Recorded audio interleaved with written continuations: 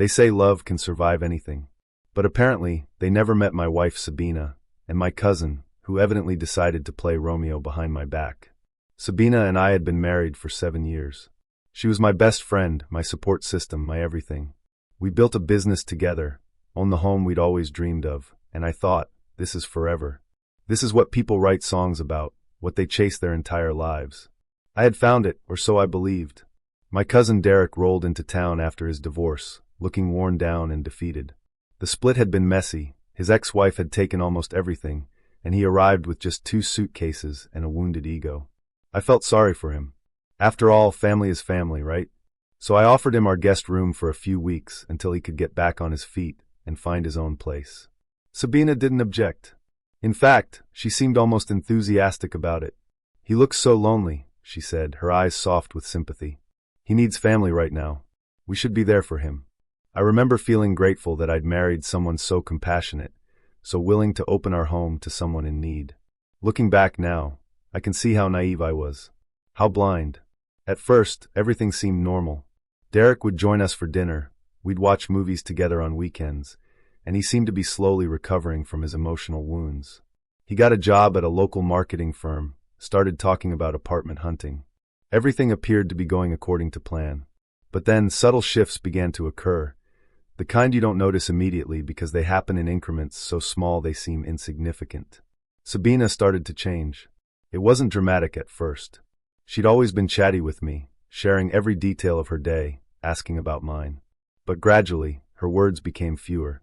Our conversations shortened. When I'd ask about her day, I'd get one-word answers. Fine. Good. Nothing special. Meanwhile, with Derek, she came alive. I'd hear her laughter echoing from the living room when they watched TV together. Genuine, full-bodied laughter, the kind she used to share with me. When I'd walk into the room, though, the laughter would stop. Abruptly, like someone had flipped a switch. What's so funny? I'd ask, trying to join in, to be part of whatever joy they were sharing. Oh, nothing, Sabina would say, glancing at Derek. Just some stupid commercial. But it wasn't nothing. I could feel it in my bones, the way you sense a storm coming before you see the clouds. She started dressing differently. Not for me. I'd see her in the morning in sweatpants and a messy bun. But by mid-morning, when she knew Derek would be around, she'd be in fitted jeans and makeup. I have a video call with a client, she'd explain. But the calls never seemed to happen. The physical distance grew too. We'd always been affectionate, holding hands while watching TV, random kisses in the kitchen, the comfortable intimacy of a long-term couple. But she started pulling away. When I'd reach for her hand, she'd suddenly remember something she needed to do. When I'd lean in for a kiss, she'd turn her head so I'd catch her cheek instead of her lips. Are you okay? I asked one night as we lay in bed, a canyon of space between us. Just tired, she said, turning away from me. Work stuff. But our business was doing better than ever. There was no work stress. There was something else. I started noticing other things. The way she'd angle her phone away when texting. The way she'd volunteer to pick Derek up from work when his car was in the shop. A 20-minute drive each way that she'd never have made for me without complaining about gas prices. The way Derek would disappear upstairs for a shower right before dinner, and Sabina would follow a few minutes later, claiming she needed to check on something in our bedroom. My friends started noticing too. Man, is everything okay at home? My best friend Marcus asked one night at the bar. You seem off. I wanted to tell him about the knot that had taken up permanent residence in my stomach, about the way I'd started waking up at 3 a.m. in a cold sweat, about how my own home had started to feel like enemy territory. But I didn't, because saying it out loud would make it real. Everything's fine, I lied, taking a long drink of my beer. But everything was not fine, and deep down I knew it. The breaking point came on a Tuesday evening in late September. I'd gone to meet a potential investor for our business, a meeting that was supposed to last until 8 or 9 at night. But the investor had to cancel last minute due to a family emergency. I got the text at 5:30, just as I was pulling into the restaurant parking lot. I decided not to tell Sabina I was coming home early. I don't know why, maybe some part of me already knew what I'd find. Maybe I wanted to surprise her. Maybe I was just tired of the constant anxiety and wanted confirmation, one way or another. The house was quiet when I walked in. Too quiet. Derek's car was in the driveway. He should have been home from work already. Sabina's purse was on the kitchen counter next to her phone. Everything looked normal, ordinary, domestic. But something felt wrong. I climbed the stairs slowly, my heart hammering against my ribs like it was trying to escape. With each step, I told myself I was being paranoid, that I'd find Sabina reading in bed and Derek in his room watching Netflix. That there was a perfectly innocent explanation for the silence. The door to our bedroom, my bedroom, the sanctuary Sabina and I had created together with its soft gray walls, and the reading nook she'd designed, was half open. Not closed, not fully open. Just ajar. Through that small opening, I saw everything I needed to see. Everything I'd been dreading. Everything that would end life as I knew it. Sabina. Derek. My bed. My wife. My cousin. Together in a way that left no room for misinterpretation, no space for innocent explanations. For a moment, I stood frozen, my brain refusing to process what my eyes were seeing. This couldn't be real. This was some nightmare, some stress-induced hallucination.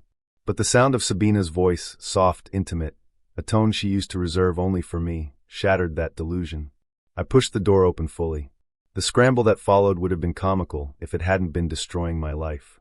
Sabina's face went from flushed to white in an instant. Derek couldn't even look at me, suddenly fascinated by the pattern on our bedspread. "William," Sabina gasped, clutching the sheet to her chest. This isn't what you think." The laugh that came out of me was bitter, foreign. "Then what is it?" I asked, my voice eerily calm. "A rehearsal for hell?" She started crying big, dramatic tears that might have moved me a week ago. A day ago. But now they just looked like what they were: manipulation. Damage control. Panic. "I can explain," she sobbed. "Please, just let me explain." "Explain what?" I looked at Derek, who still wouldn't meet my eyes. "Explain how my wife and my cousin decided that my hospitality, my trust, my love weren't enough. Please, I'm dying to hear this explanation." Derek finally spoke, his voice hoarse. "Man, I'm sorry. I'm so sorry. It just happened. It just happened," I repeated slowly. "Like tripping on a curb. Like a spontaneous combustion. You just accidentally fell into bed with my wife. Multiple times, I'm guessing, based on how comfortable you both looked." Sabina reached for me, and I stepped back. "Don't," I said. "Don't touch me. William, please. I never meant to hurt you. I felt something I haven't felt in years. It's like I woke up. Like I finally understood what real love feels like. Real love." The words hit me like a physical blow. "Real love," I said softly. "So what were we doing for 7 years? Playing house." "We just grew apart," she said, as if that explained anything. As if that justified everything. "People change. We want different things now. And Derek, he understands me in a way you never could." In that moment, I understood something crucial. She believed every word she was saying. She'd rewritten our entire history to justify her betrayal. We hadn't grown apart. I'd been right there, trying to reach her while she pulled away. But in her mind, this was a love story. She was the heroine finally finding her true match. The delusion was almost impressive. Derek finally looked at me, his expression a mixture of guilt and defiance. "I didn't plan this," he said. "Neither of us did. But I love her, William. I really do." "You love her," I said. "You love my wife. The woman who helped me build a business from nothing. The woman I supported through her mother's death, through every up and down. The woman who stood at an altar and promised to be faithful to me. That's who you love." "Yes," he said, lifting his chin like he was being brave instead of pathetic. "And she loves me too." I looked between them, Derek trying to appear noble, Sabina still crying her theatrical tears. And I realized something important. They'd already lost everything. They just didn't know it yet. "Get out," I said quietly. "Both of you. Pack whatever you can carry and get out of my house. Now." "William, please, can't we just talk about this?" Sabina begged. "We can work through this." "We can." "There's nothing to work through," I interrupted. "You made your choice. You chose him. So take him and leave. You have 30 minutes. "But where will we go?" she asked, the practical concerns finally penetrating her romantic delusions. "I don't care," I said honestly. "That's not my problem anymore. You're not my problem anymore." I walked out of that room and down to my home office, where I locked the door and sat in the dark, listening to the frantic sounds of packing above me. Drawers opening and closing. Muffled arguing. The rush of people who'd just realized that actions have consequences. When they left, suitcases in hand, Derek's arm around Sabina's shoulders in a display of solidarity that made me sick. I didn't watch. I didn't say goodbye. I just sat in my office and started planning. Because here's what Sabina didn't know, what she'd forgotten in her haze of real love. Our business, our home, our cars, everything we'd built together was legally mine. She'd trusted me completely when we set up the company, let me handle all the paperwork and legal structures. "You're better at that stuff," she'd said, waving away my suggestions that she review the documents. "I trust you." That trust was about to become very expensive for her. I spent the rest of the night calling my lawyer, a shark named Margaret Sanders who didn't believe in mercy, only in winning. "I want everything documented," I told her. "Every asset, every investment, every legal right. And I want her removed from the business." "On what grounds?" Margaret asked, ever practical. "Breach of fiduciary duty. Abandonment. Take your pick." She walked out on our marriage and our business partnership simultaneously. "I want her gone." "This is going to get ugly," Margaret warned. "It already is ugly," I said. "I'm just making sure I'm not the one who drowns in it." Over the next week, I moved with calculated precision. Every shared password was changed. Every business account was secured. I had Margaret draft termination papers removing Sabina as a partner and employee of our company, a company I'd built from the ground up while she handled client relations and marketing. Important work, sure, but not irreplaceable. And legally, I had every right to remove her. The letter arrived at the cheap hotel where she and Derek were staying, delivered by registered mail, so there'd be proof she received it. "Dear Sabina, this letter serves as official notification that your employment with Turner Digital Solutions and your partnership stake in said company have been terminated, effective immediately. As per our partnership agreement, which you signed without contest, all business assets, intellectual property, and client relationships remain with the majority stakeholder, myself. Additionally, please note that the house at 847 Maple Drive, the 2023 Audi in your possession, and all joint accounts have been secured and are no longer accessible to you. You are entitled to whatever personal belongings remain at the house, which you may collect under supervised appointment. Your healthcare coverage through the company plan will terminate at the end of this month. I wish you success in your new life. William Turner." The call came within an hour. Sabina, her voice shrill with panic. "William, you can't do this. That business is half mine." "Actually, it's not," I said calmly, Margaret having prepped me for this conversation. "Check the partnership agreement you signed. The one you didn't bother to read because you trusted me. I hold 75%, and my lawyer informs me that I can buy out your 25% at current market value, which, considering recent downturns in the industry, isn't much. You'll receive a check in 6 to 8 weeks. That's not fair. I worked on that business, and you were compensated with a salary, benefits, and profit sharing while you were employed. But you're not employed anymore. You abandoned your position. There are consequences for that. What about the house?" "William, that's my home." "It was your home," I corrected. "It's my house. My name on the deed, my mortgage. You're welcome to pursue legal action if you think you have grounds, but I'll remind you that you voluntarily left. No one forced you out. You chose to walk away." I could hear her crying again, but it didn't move me. "Not anymore." "How am I supposed to survive?" she asked, her voice small now, the reality of her situation finally sinking in. "I don't know," I said. "Maybe Derek can support you. Isn't that what true love does?" I hung up before she could respond. The next few weeks revealed the truth about real love pretty quickly. Derek, it turned out, wasn't as financially stable as he'd pretended. The job at the marketing firm? Part-time contract work. His apartment hunt? Perpetually stalled because his credit was destroyed from the divorce. The confident, successful man Sabina thought she'd chosen was barely keeping himself afloat. And now he had Sabina to support too. Sabina who'd never had to worry about money, who'd lived in comfort and security because I'd provided it. Suddenly she was learning about budget hotels and generic brand groceries, and the anxiety of checking your bank account before buying coffee. Marcus gave me updates. He'd run into them at Walmart, Derek loading the cheapest possible brands into their cart, while Sabina stood there looking shell-shocked. "She asked about you," Marcus said. "Asked if you were okay." "What did you tell her?" "That you were doing better than ever." "Because you are, man. You dodged a bullet." He was right. Once the initial shock and pain faded, I felt lighter. I'd been carrying the weight of a dying relationship for months without realizing it, trying to fix problems I didn't even know existed. Now alone in my house, I could breathe. The business thrived without her. I hired a talented marketing director who who brought fresh ideas and didn't create awkward love triangles. I renovated the bedroom, erasing every trace of Sabina and what had happened there. I started going to the gym again, seeing friends again, living again. And Sabina?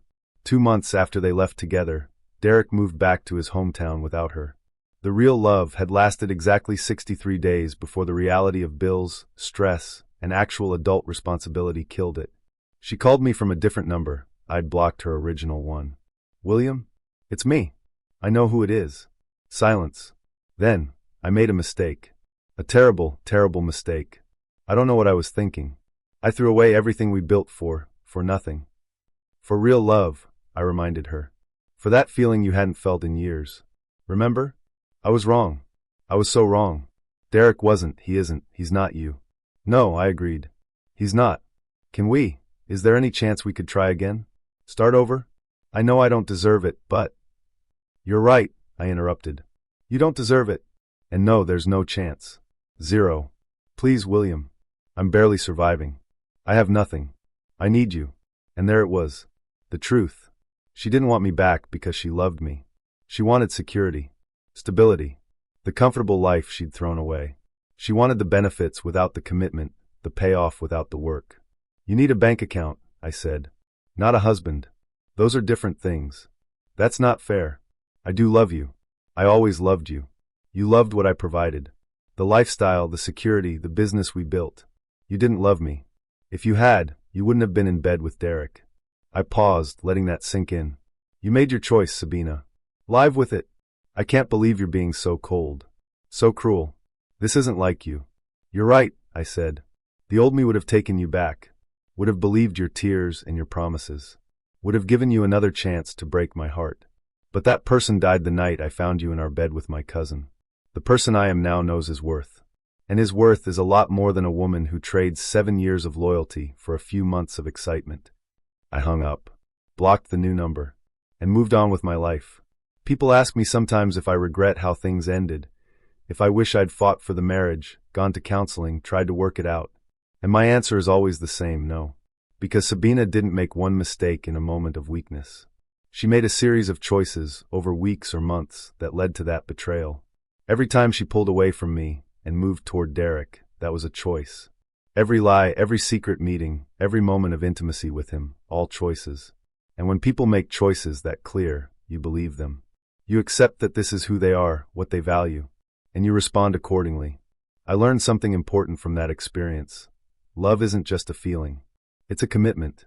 It's choosing your partner, every day, even when it's hard. Even when someone else makes your heart race a little faster. Even when the mundane reality of long-term relationships feels less exciting than the fantasy of something new. Real love isn't the rush of new attraction. It's the quiet decision to stay faithful when attraction tempts you elsewhere. It's respect. It's integrity. It's keeping your promises, even when breaking them would be easier. Sabina called it real love. I called it a life lesson. And trust me, I made sure she never forgot it. These days, I'm doing well. The business has expanded to 3 more cities. I've started dating again, carefully, slowly, with eyes wide open. I've learned to spot the red flags, to trust my instincts, to value loyalty above passion. And sometimes late at night when I'm alone in my house, not ours, I think about Sabina and Derek. About how they thought they were the heroes of some grand romance, star-crossed lovers defying convention. When really, they were just 2 selfish people who hurt someone who loved them, then discovered that betrayal isn't actually a solid foundation for a relationship. The last I heard, Sabina was working retail and living with a roommate. Derek got remarried for the 3rd time. Neither of them talks about their great love affair anymore. It turns out that when your relationship is built on deception and infidelity, it doesn't have much staying power. Funny how that works. So when someone tells me they believe in enemies to lovers storylines, I smile. Because I know something they don't. Sometimes your real enemies aren't the obvious ones. Sometimes they're wearing your ring, sleeping in your bed, and calling themselves your family. And the real love story isn't about passion or destiny. It's about finding someone who chooses you, every single day, and choosing them back. Everything else? That's just a lesson. And some lessons are expensive. But they're worth it. Because now I know exactly what I won't accept, what I won't tolerate, and what I deserve. And I'll never settle for less than that again. Thank you for watching the video to the end. YouTube may no longer suggest my channel to you, so subscribe to it to receive new interesting stories. You will also help the channel grow and improve the quality of its content. A playlist with other interesting stories that you can listen to is now displayed on the screen. You can also write in the comments what stories you would like to see on the channel.